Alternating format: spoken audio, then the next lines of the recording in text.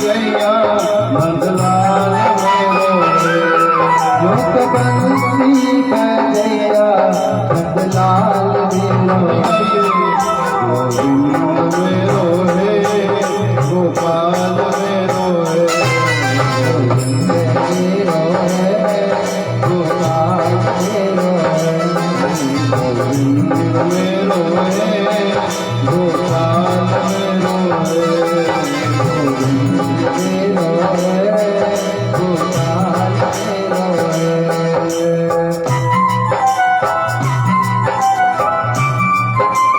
हरि बोल।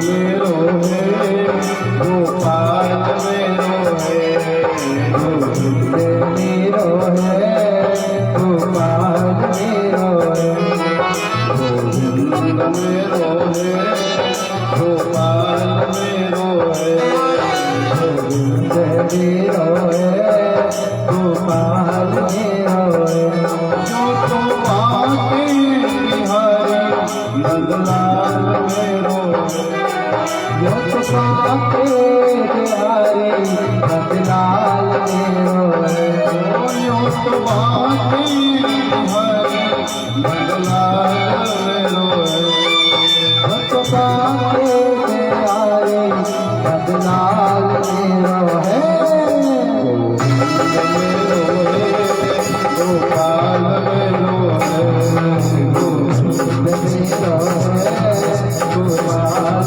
मेरो है गोविंद मेरो है गोपाल मेरो है गोविंद मेरो है गोपाल मेरो है गोविंद मेरो है गोपाल मेरो है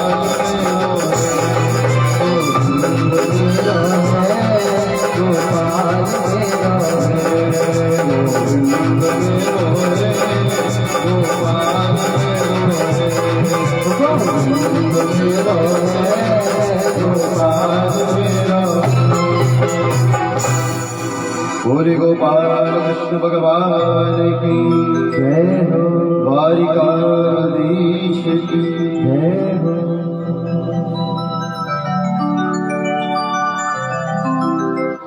आइए पावन कृष्ण कथा में आप हम सब प्रवेश करेंगे। प्रेम से बोलो राधे राधे। कल आप हम सब ने भगवान द्वारिकाधीश का विवाह रुक्मिणी मैया के साथ दर्शन किया और सबने बड़े आनंद के साथ भगवान का विवाह उत्सव कथा के माध्यम से आप सबने मनाया। परम पूज्य आदरणीय सुखदेव स्वामी राजा श्री परीक्षित को पावन गंगा के तट पर यह पावन कथा सुनाते हैं।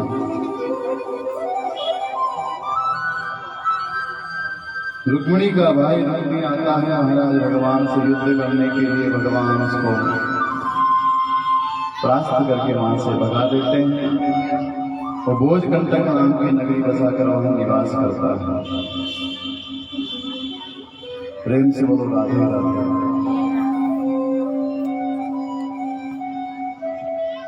और महाराज उसके बाद भगवान के एक विवाह में 16,108 विवाह भगवान के संपन्न होते हैं। प्रेम से बोलो राधे राधे। आज हम कथा को स्पर्श करते हुए आगे बढ़ेंगे। समय पर हमको कथा भी विराम करना है और प्रसाद का आयोजन होली उत्सव भी मनाना है। होली तो मार्च में हम पहले ही मना रहे हैं, प्रेम से बोलो राधे राधे। सुखदेव स्वामी राजर्षि परीक्षित को कहते हैं, राजन, विवाह के कुछ समय पश्चात भगवान के यहाँ एक बेटे का जन्म होता है, नाम है प्रद्युम्न। बोलो प्रद्युम्न जी महाराज की जय। महाराज, इनका विवाह रति के साथ संपन्न होता है। रामचरितमानस में एक कथा आती है, भगवान शिव जब समाधि में थे तो कामदेव भगवान की समाधि को तोड़ने के लिए देवताओं के कहने से जाते हैं। और महाराज, जब कामदेव भगवान शिव की समाधि तोड़ने के लिए जाते हैं तो महाराज भगवान शिव कामदेव को समाप्त कर देते हैं। भय काम बस जोगी सिपाव वर्ण की को कहे, अबला बिलो कही पुरुष मय जग पुरुष सब अबलामयम। पूरी धरती महाराज काममय हो जाती है। उस समय कामदेव भगवान शिव की समाधि तोड़ने के लिए जाते हैं और भगवान महादेव श्री राम का स्मरण कर रहे थे। कामदेव ने 5 बाण चलाए महाराज।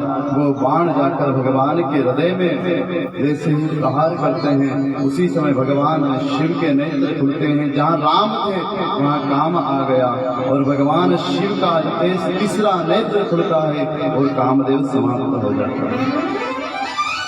तब शिवती शरणय चितवत का भयं जनी छारा। कामदेव समाप्त होते कामदेव की पत्नी रति रोती हुई आती, भगवान महादेव से कहती, प्रभु देवताओं के कहने से मेरे पति आपकी समाधि तोड़ने के लिए आए थे। भगवान भोलेनाथ ने जब देखा रति रो रही है, आशीर्वाद दिया, चिंता मत करो देवी, अगला जन्म भगवान का होगा।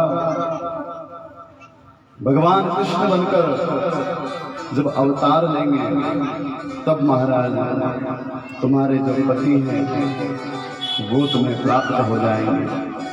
भगवान के यहाँ तुम्हारे पति पुत्र बनके प्रकट होंगे। वही प्रद्युम्न, वही कामदेव आज प्रद्युम्न बनकर यहाँ प्रकट होते हैं। बोलो प्रद्युम्न जी महाराज की। सम्रासुर का वध करके महाराज का विवाह रति के साथ संपन्न होता है।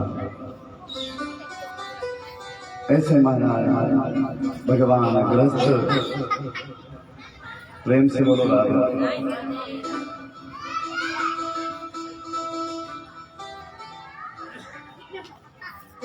भोली द्वारिकाधीश की भगवान का पहला विवाह संपन्न होता। आइए दूसरे विवाह की ओर हम आगे बढ़ते हैं।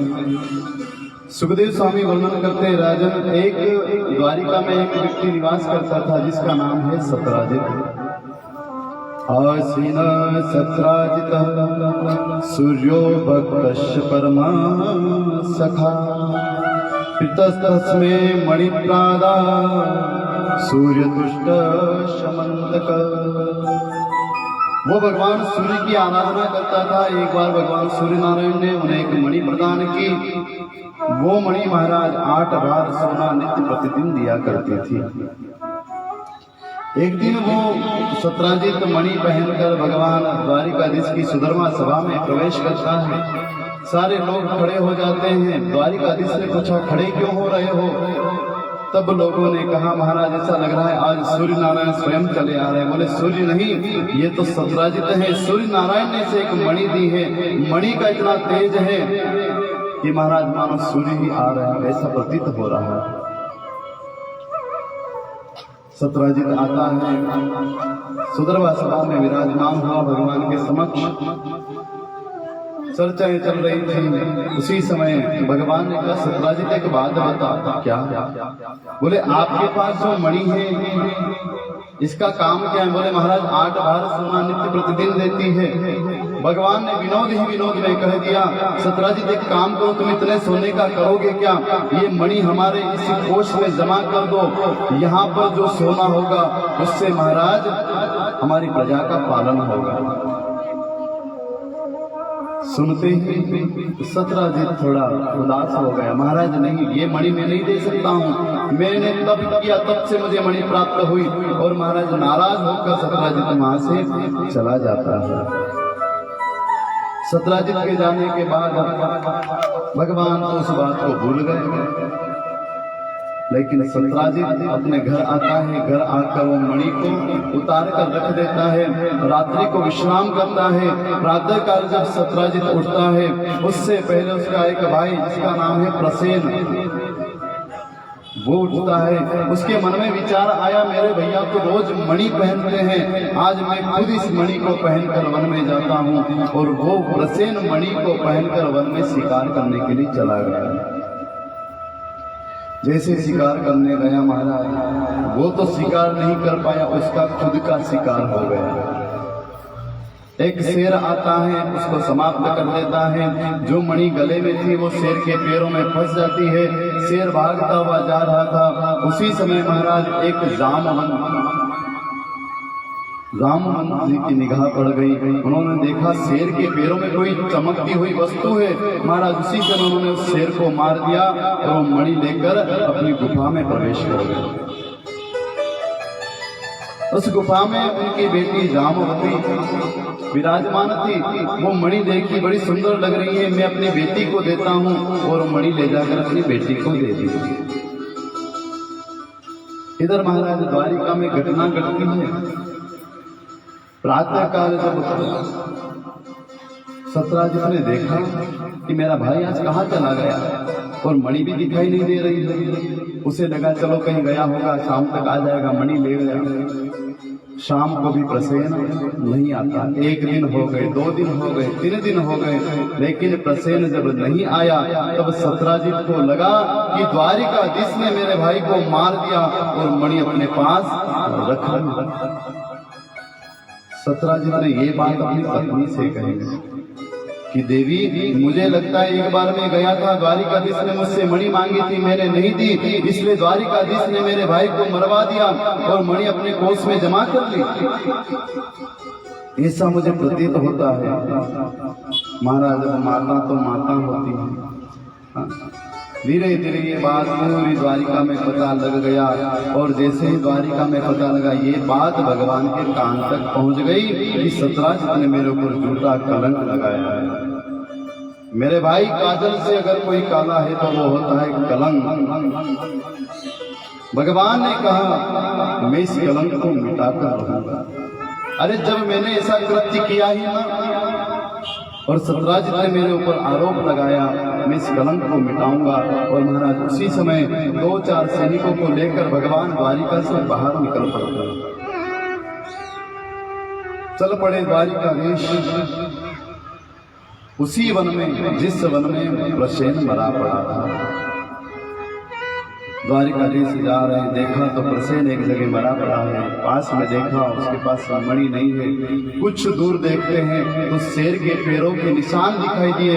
भगवान उन शेर के पैरों के निशान के पीछे पीछे और आगे बढ़ते हैं तो महाराज एक जगह शेर भी मरा पड़ा है। और भगवान आगे देखते तो जामवंत जी के पैरों के निशान।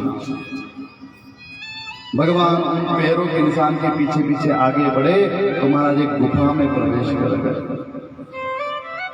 जामवंत जी कहीं गए हुए थे, उनकी बेटी जामवती अंदर विराजमान थी। उसी समय महाराज भगवान ने देखा मणि तो इस देवी के पास है। भगवान ने निवेदन किया, अरे देवी, ये मणि मुझे प्रदान कर दो, ये मणि आप मुझे दे दो, मेरे ऊपर कलंक लगा है। पहली बार उस देवी ने किसी राजा को देखा, घबरा गई, चिल्लाने लगी, पिताजी बचाओ, कोई आया है मुझसे मणि मांग रहा है। सुनते ही महाराज कुछ दूर पर जामवंत जी थे, भागते हुए गदा लेकर आते हैं। क्या हुआ बेटा? बोले ये व्यक्ति मुझसे मणि मांग रहा है। सुनते ही जामवंत ने देखा, कौन हो तुम? भगवान ने कहा, मैं द्वारिका का राजा द्वारिकाधीश कृष्ण कन्हैया मेरा नाम है। सत्राजित ने मेरे ऊपर कलंक लगाया, महाराज ये मणि सत्राजित की है, आप मुझे प्रदान कर दो, मैं लेकर यहाँ से चला जाऊंगा। जामवंत जी ने कहा तुम आए तो अपने पैरों से, लेकिन अब यहाँ से जा नहीं सकते। खबरदार सावधान, मेरी बेटी से मणि मांगते हो। उठाते हैं गदा और महाराज युद्ध प्रारंभ हो जाता है। भगवान भी सावधान होते हैं और महाराज भगवान का जामवंत जी के साथ युद्ध प्रारंभ हो गया। प्रेम से बोलो राधे राधे। जैसे युद्ध प्रारंभ हुआ, सुखदेव स्वामी कहते राजन, एक दिन नहीं, 2 दिन नहीं, 3 दिन नहीं, 4 दिन नहीं, 12 दिन तक भगवान का युद्ध जामवंत जी से चलता रहा। महाराज कभी भगवान प्रहार करते हैं, कभी जामवंत जी प्रहार करते हैं, कभी भगवान प्रहार करते हैं, कभी जामवंत जी गिर जाते हैं, कभी भगवान गिर जाते हैं। ऐसे 12 दिन तक युद्ध चलता रहा। भगवान ने कहा अगर मुझे ज्यादा विलंब हो गया तो मेरी माँ देवकी वसुदेव परेशान हो जाएंगे। आज महाराज 12वें दिन भगवान अपना हाथ उठाते हैं और एक मुष्टि का प्रहार जामवंत पर करते हैं। जामवंत धड़ाम से नीचे गिर पड़ते हैं। जैसे नीचे गिरे 2 मिनट के लिए मूर्छा आती है और 2 मिनट बाद मूर्छा खुली, बोल पड़ते हैं प्रभु पहचान गया, नाथ मैंने आपको पहचान लिया। भगवान ने कहा एक मुक्के में पहचान लिया? बोले हाँ हाँ महाराज पहचान लिया, आप वही राम है ना? भगवान ने कहा जामवंत पहचान कर? हाँ हाँ आप वही राम है, हाँ जिनकी सेवा में करता था त्रेता में। और ये जामवंत जी है ना हमारे, सतयुग में थे, त्रेता में थे, द्वापर में भी है। बताओ इतनी इनकी उम्र होगी। सतयुग में जब वामन भगवान राजा बलि ने जब संकल्प लिया, वामन भगवान 3 पग भूमि, महाराज ऊपर के लोग नीचे के लोग जब नाप रहे थे, उस समय इन्हीं जामवंत जी ने महाराज वामन भगवान की 3 परिक्रमा कर ली थी। ये वही जामवंत सतयुग में थे, त्रेता में भगवान राम के साथ और द्वापर में भगवान कृष्ण के समक्ष। पहचान गया प्रभु आप वही राम है ना? बोले हाँ पहचान गया, अच्छी बात है। बोले प्रभु मुझे वो बात याद आ गई। कौन सी? प्रभु आप अपने भक्तों की हर इच्छा पूरी करते हैं। जब महाराज भगवान रावण पर विजय प्राप्त करते हैं और जब वापस अयोध्या को लौट रहे थे, तब भगवान ने सबसे कहा था मांगो जिसको जो चाहिए। महाराज अंगद, नल, नील, सुग्रीव, हनुमान, जामवंत, सबसे भगवान ने कहा, सब कुछ न कुछ मांग रहे थे। हनुमान जी से कहा आपको कुछ चाहिए? हनुमान जी ने कहा प्रभु आपकी भक्ति प्रदान करें, जीवन पर्यंत आपकी भक्ति मिलती रहे, बस यह आशीर्वाद है। जामवंत जी कुछ दूर बैठे थे। भगवान राम ने कहा अरे जामवंत तुम भी कहो ना, तुम्हें क्या चाहिए? जामवंत जी ने कहा महाराज मेरे हाथ में बड़ी खुजली चल रही है। क्यों? बोले महाराज मुझे युद्ध की इच्छा है और युद्ध बराबरी में होता है, बराबर के व्यक्ति से युद्ध किया जाता है।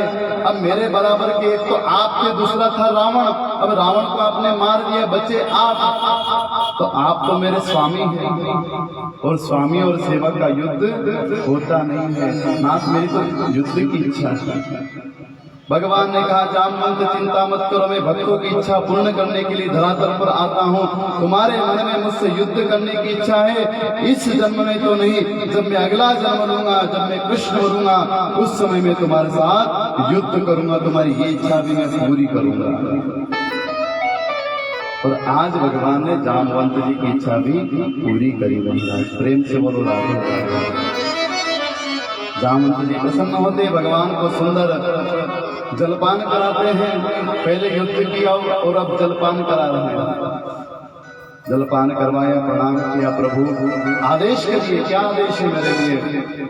उसी समय जामवंत जी ने पूछा, भगवान ने सारी घटना सुना दी। जामवंत ऐसी ऐसी बात है, ये मणि सतराज की मुझे प्रदान कर दो, उसने मेरे को झूठा कलंक लगाया है।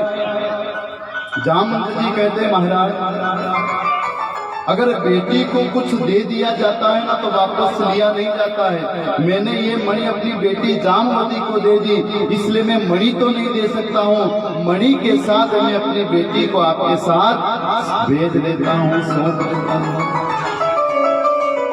इसलिए महाराज आप मणि के साथ मेरी बेटी को भी ले जाइए।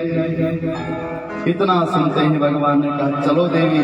जामवती तैयार होती है और महाराज भगवान का दूसरा विवाह जामवती के साथ संपन्न होता है। बोलो द्वारिकाधीश की।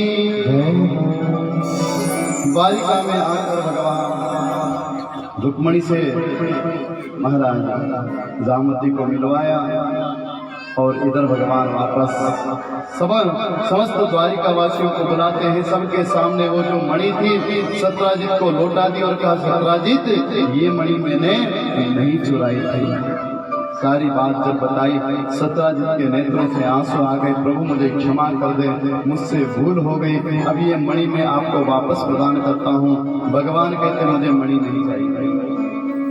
ऐसा धन किस काम का महाराज जिस धन के कारण घर के अंदर कलह, जिस धन के कारण घर के अंदर झगड़ा हो, ऐसा धन किसी काम का नहीं महाराज। इससे अच्छा तो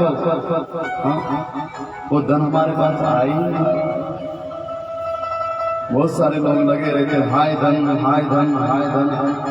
हाँ, पंडितों से महात्माओं से पूछते महाराज घड़ा कहाँ मिलेगा, गड़ा हुआ धन कहाँ मिलेगा।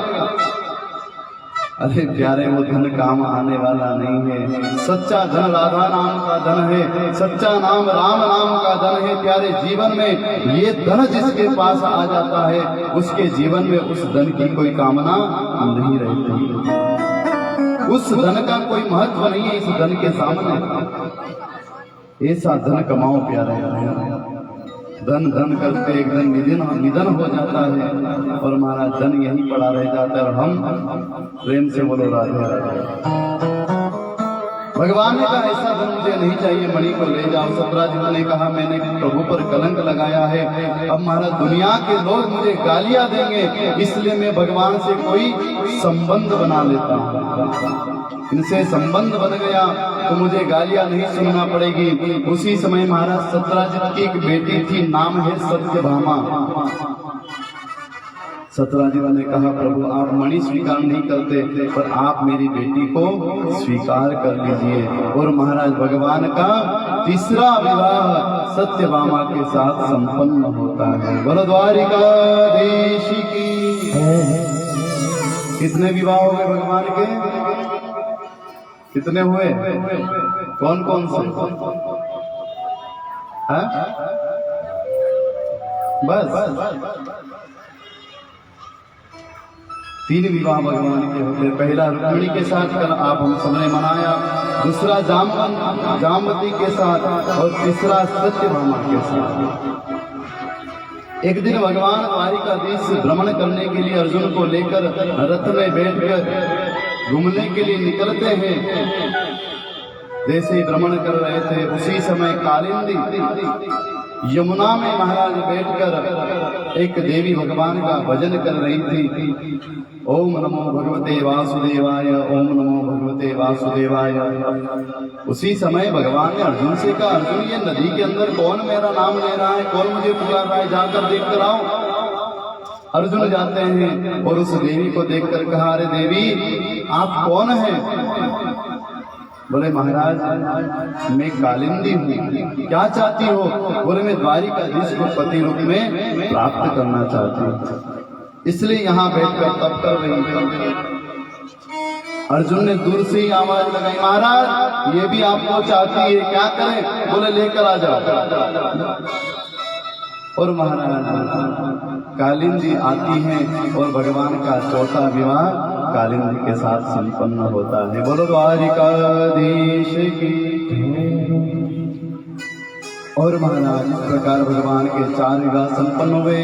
अवंतिका के राजा विंद और अरविंद महाराज की एक बहन थी जिसका नाम है मित्रविंदा। स्वयंवर हुआ, वहां पर भगवान द्वारिकाधीश भी जाते हैं और महाराज उस मित्रविंदा ने वरमाला भगवान द्वारिकाधीश को पहना दी। भगवान का 5वां विवाह मित्रविंदा के साथ संपन्न होता है। प्रेम से बोलो राधे राधे। कौशल नरेश के राजा महाराज उनकी बेटी है जिसका नाम है सत्या देवी। भगवान का एक विवाह उनके साथ संपन्न होता है। उसके बाद एक देवी जिसका नाम है श्रुत कीर्ति, उनकी बेटी है जिसका नाम है भद्रा। भगवान का महाराज 7वां विवाह उनके साथ संपन्न होता है। और महाराज मध्य देश के राजा की कन्या जिसका नाम है लक्ष्मणा, 8वां विवाह भगवान का उनके साथ संपन्न होता है। बोलो द्वारिकाधीश की। इस प्रकार महाराज भगवान के 8 विवाह संपन्न होते हैं। 8 भगवान की वरदानियां। एक दिन महाराज भगवान अपने सभा में विराजमान कुछ चर्चाएं कर रहे थे। उसी समय नारद जी का आगमन होता है। नारायण नारायण करते हुए भगवान नारद जी महाराज आते हैं।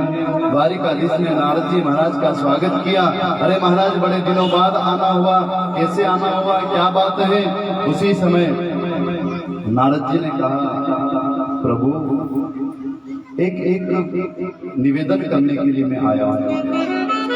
कहो क्या बात है? महाराज एक दुष्ट राजा है जिसका नाम है भौमासुर। महाराज वो कई कन्याओं को अपने कारागृह में बंद करके रखा है। 16,100 कन्या उसके कारागृह में बंद है। और महाराज उसने संकल्प लिया है कि 20,000 हो जाएगी तब मैं सबसे एक साथ विवाह करूंगा। हे द्वारिकाधीश, वो कन्याएं आपको याद कर रही है, रक्षा करिए आप उनकी, जल्दी कृपा करो। सुनते ही द्वारिकाधीश ने कहा, चिंता मत करो नारद, प्रातः काल होते ही मैं भौमासुर का वध कर दूंगा। और महाराज अगले दिन प्रातः काल मेरे परमात्मा गरुड़ पर बैठकर पहुंच जाते हैं भौमासुर की नगरी में। हतामरा दृष्टानेन ज्ञापिता भौमचेष्टितं सभार्यो गरुडारूढ़ प्राञ्ज्योतिषपुरं ययो। महाराज गरुड़ पर बैठकर पहुंचते हैं भगवान भौमासुर के पास। भौमासुर अपने महल में विराजमान था। बाहर से भगवान ने आवाज लगाई, भौमासुर बाहर आओ। भौमासुर बाहर आता है, देखता है गरुड़ पर भगवान बैठे। क्या बात है, क्यों चिल्ला रहे हो? भगवान कहते, भौमासुर जितनी कन्याओं को, जितनी महाराज माताओं को तुमने कैद करके रखा है, जितनी स्त्रियों को तुमने कैद करके रखा है, सबको अभी छोड़ दो वरना तुम्हें मृत्यु दंड दूंगा। सुनते ही महाराज भौमासुर ने कहा, महाराज 20,000 होने के बाद मैं सबसे एक साथ विवाह करूंगा, मैं छोड़ने वाला नहीं हूं। सुनते ही महाराज भगवान के लाल नेत्र हो जाते हैं। दुष्ट छोड़ता है या नहीं? भौमासुर ने कहा नहीं, सावधान हो जा। भौमासुर सावधान होता है। भगवान का युद्ध भौमासुर के साथ प्रारंभ हो जाता है। युद्ध प्रारंभ हुआ।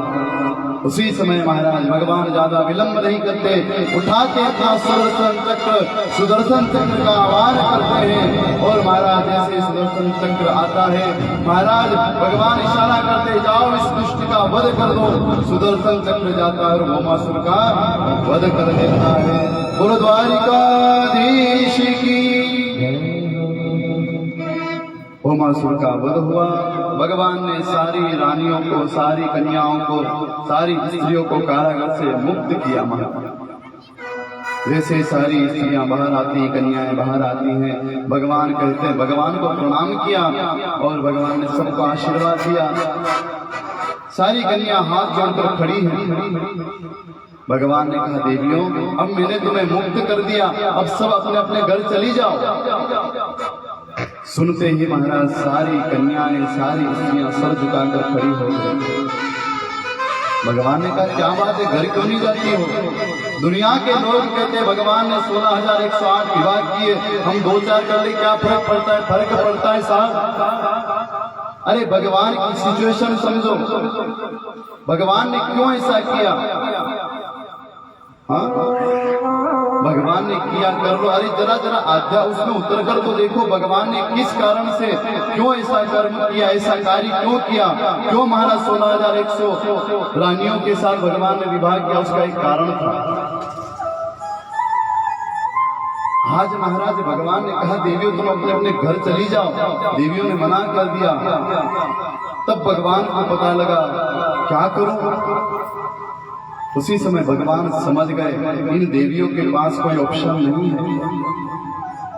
केवल उन माताओं के पास दो रास्ते थे महाराज। इतने सालों तक भौमासुर एक राजा की कैद में रही, अगर घर जाती तो गांव वाले उंगली उठाते और न जाती तो संसार वाले उंगली उठाते।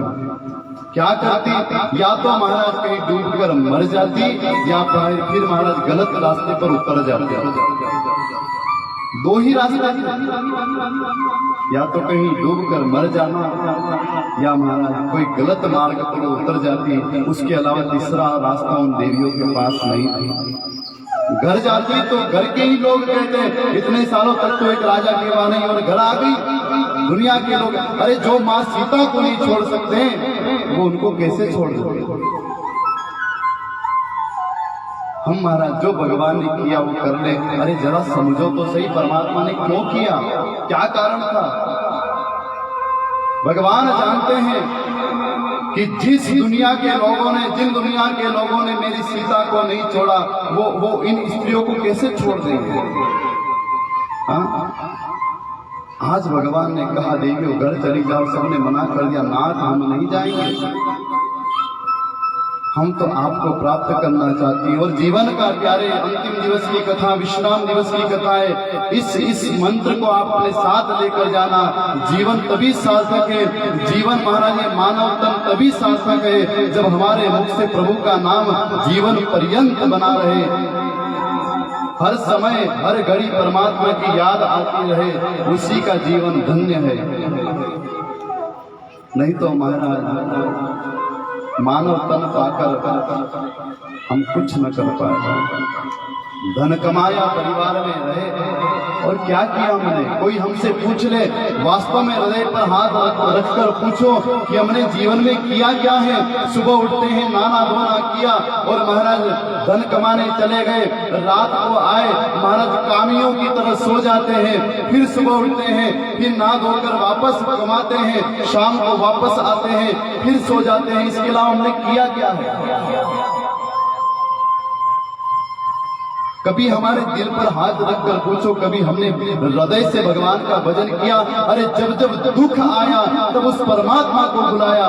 कभी हमने सुख में भगवान को याद किया है। कभी सुख के क्षण में हमने परमात्मा का दीदार किया है कि नाथ आज हमें बहुत सुख मिला, ये आपकी कृपा है। कभी ऐसा कहा है। दुख आया तब महाराज रोने लगे, दुख आया तब उसको पुकारने लगे, अरे सुख में कहाँ थे। सच्चा जीवन वही है मेरे भाई बहन। जीवन में एक बार दुख को छोड़ो, सुख आए तो उस परमात्मा को याद करो कि तेरी कृपा है प्रभु जो तूने मुझे सुख दिया। मैं इस लायक नहीं हूँ, मैं इस योग्य नहीं हूँ। अरे मेरे मन के अंदर महाराज काम, क्रोध, लोभ, मद, मोह, ईर्ष्या ये बड़ी बड़ी है, लेकिन तूने इतनी बड़ी कृपा करके मुझे सुख दिया, मैं उस लायक नहीं हूँ। नाथ तेरा धन्यवाद। कभी हमने किया है।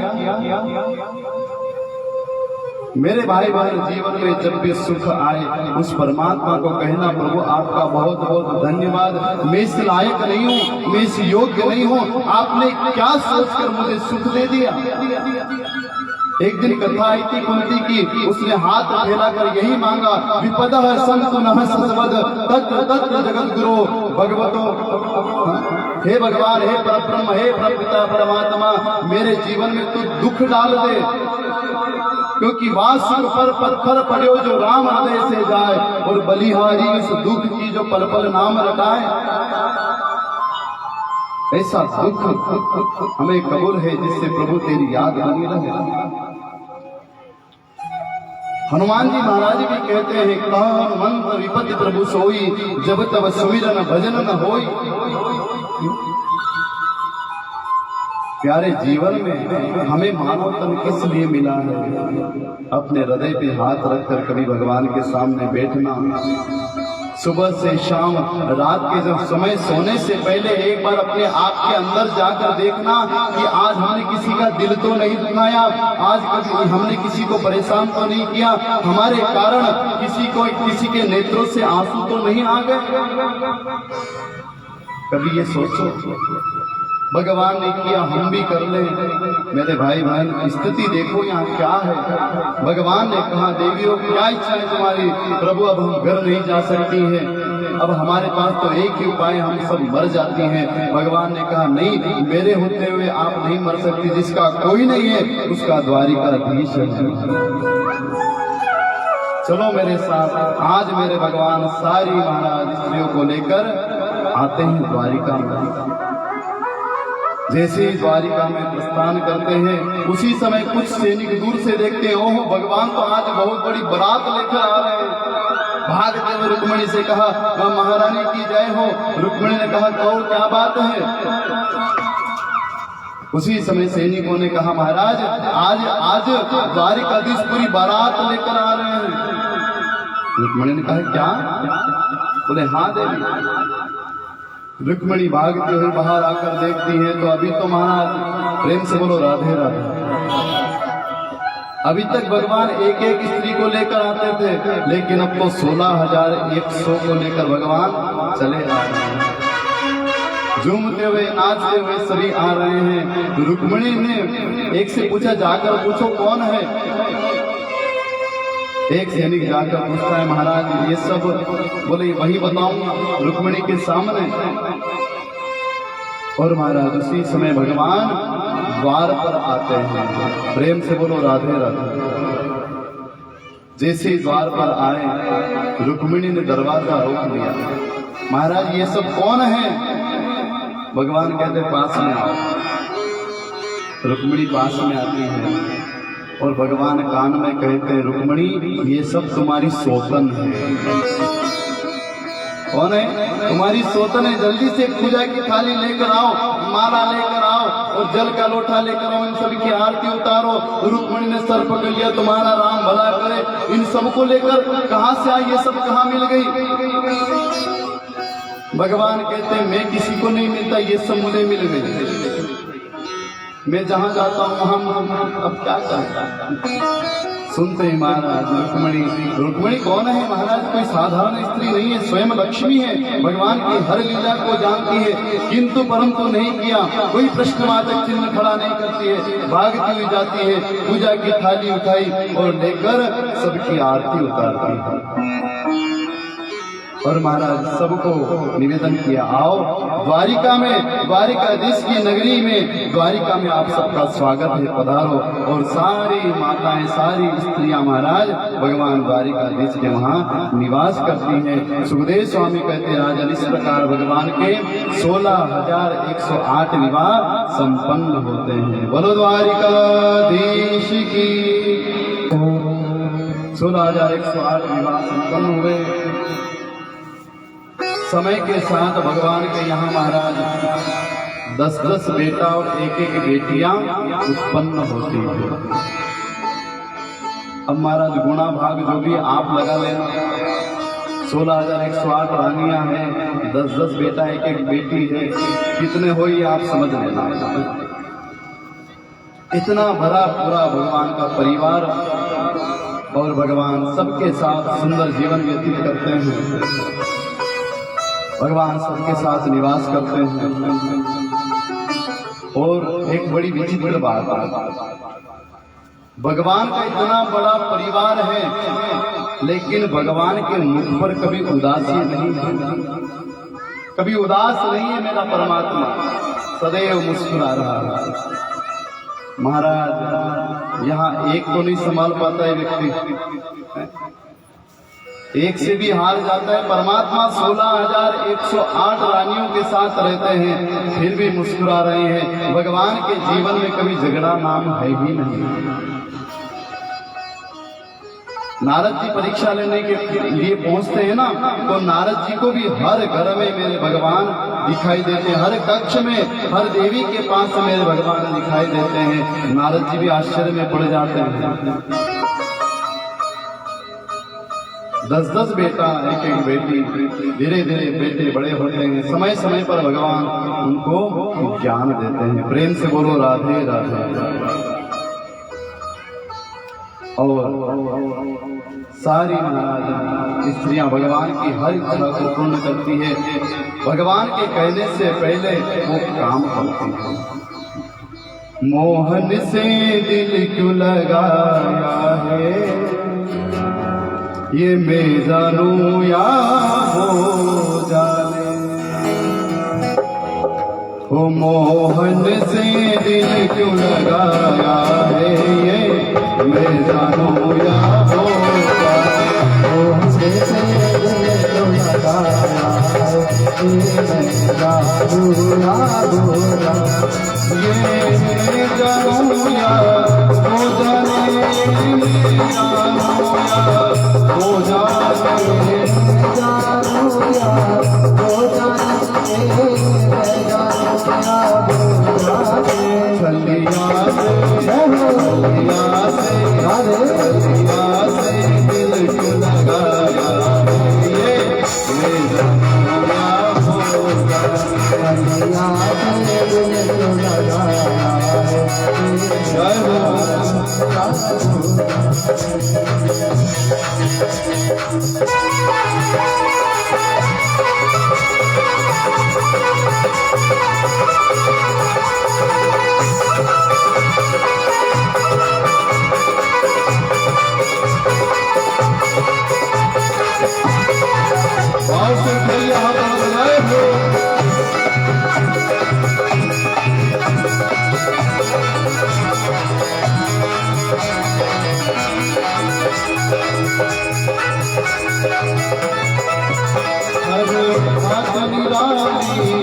उसकी हर बात में एक तेरापन, बात निराली है उसकी हर बात में एक तेरापन। हर बात निराली है उसकी हर बात में एक तेरापन। हर बात निराली है उसकी हर बात में एक तेरापन।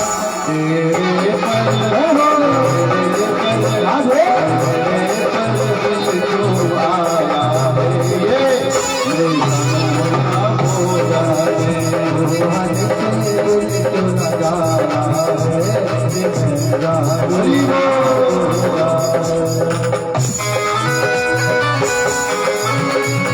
बाकी बिहारी लाल की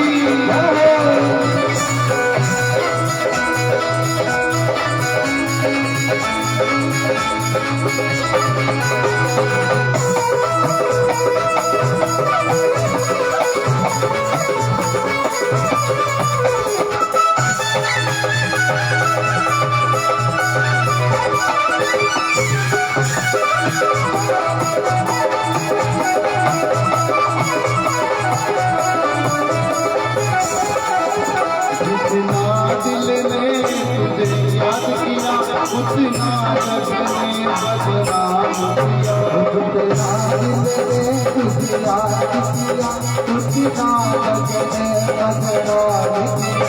जितना दिल ने तुझे याद किया, उतना जग ने बदनाम किया। उतना दिल ने तुझे याद किया, उतना जग ने बदनाम किया। बदनाम का फल का पाया है, ये जानूं हो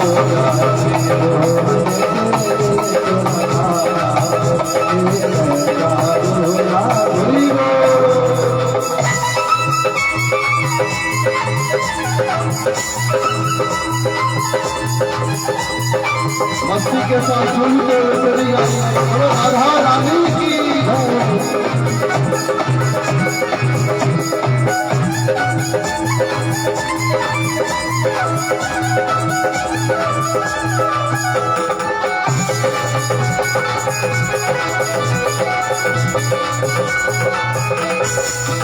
तेरे प्यार ने दिल दी मानव किया, उसे इसी जग से अनजान किया। तेरे प्यार ने दिल दी किया, मुझे इस जग से अनजाना किया। तेरे प्यार ने दिल दीवाना किया, मुझे इस जग से बेगाना किया। तेरे प्यार ने दिल दीवाना किया, मुझे इस जग से बेगाना किया। मैंने क्या खोया, क्या पाया है ये, मैं जानूं या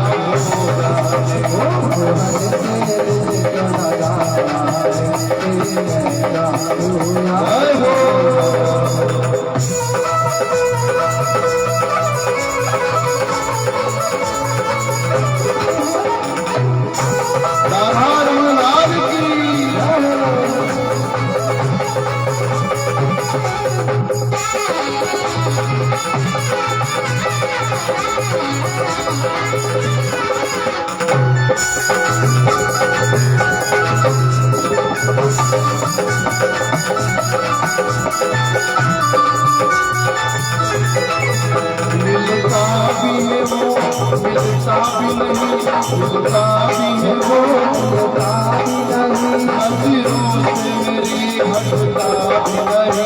नजरों से मेरी हटता भी नहीं। मिलता भी है वो, मिलता भी नहीं, नजरों से मेरी हटता भी नहीं। नजरों से मेरी हटता ही नहीं। नजरों से मेरी हटता ही नहीं। ये कैसा जादू चलाया है ये,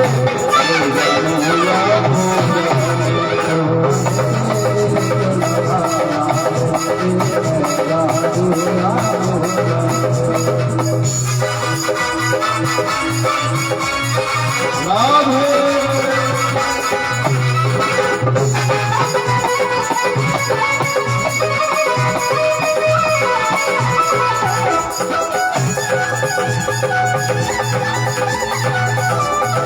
भूल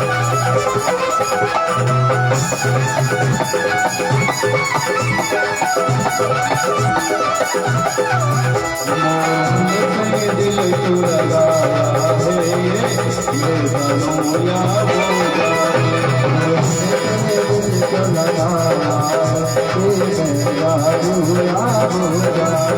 ये जानूं या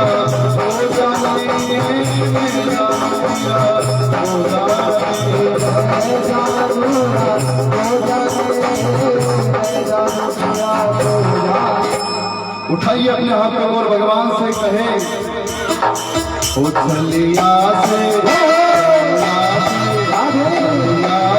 दिल को लगाया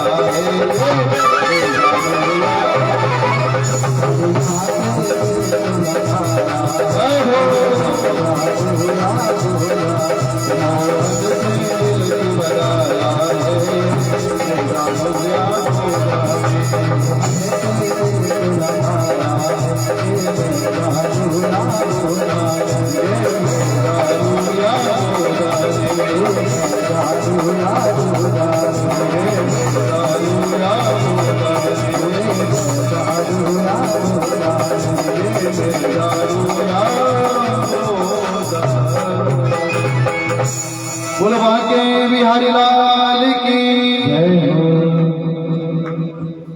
समस्त महाराज 16,108 रानियां भगवान से यही कहते हैं, उछलिया से दिल क्यों लगाया है ये मैं जानूं या वो जाने। प्रेम से बोलो राधे राधे। सुखदेव स्वामी कहते हैं, राजन भगवान समय समय पर अपने बच्चों को सुंदर शिक्षा देते हैं। माता शत्रु पिता बेरी ये न बालो न पाठित। वो माता पिता बेरी है जो अपने बच्चों को सुंदर शिक्षा नहीं देते। द्वारिका के राजा भगवान द्वारिकाधीश अपने समस्त बच्चों को समय समय पर सुंदर शिक्षा देते हैं। बेटा, जीवन में कभी संतों का अपराध नहीं करना, कभी ब्राह्मणों का अपराध नहीं करना, कभी भक्तों का अपराध नहीं करना। जीवन में इस बात का ध्यान रखना।